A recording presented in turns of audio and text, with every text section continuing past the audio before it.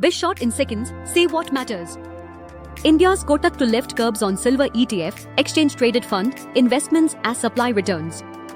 On 10 October 2025, Kotak Mahindra Asset Management announced that its suspension of lump sum investment inflows into its silver ETF, exchange-traded fund of funds, is temporary and is expected to be lifted within a few weeks. The restriction was imposed due to a shortage in physical silver supply in India, which led to steep premiums in the domestic market over global rates. Domestic spot silver surged to record highs, pushing premiums over international prices by $15 per ounce. Analysts attributed the supply crunch to import delays, increased industrial demand, especially in batteries, solar, electronics, and speculative buying.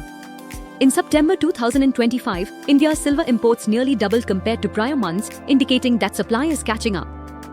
Kotak's fund house said it anticipates that after Diwali, 21st October, supply will ease and the premium gap will shrink, allowing lump sum investments again.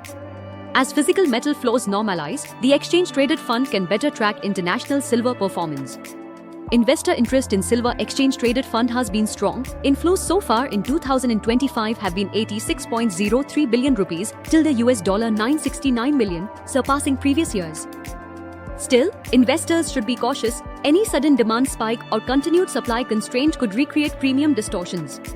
The lifting of restrictions is viewed as a positive signal for long-term silver exchange-traded fund investors and indicates confidence in supply improving. Source: Reuters, Turn Zero Search 5. Stay tuned on BizShort for more such update.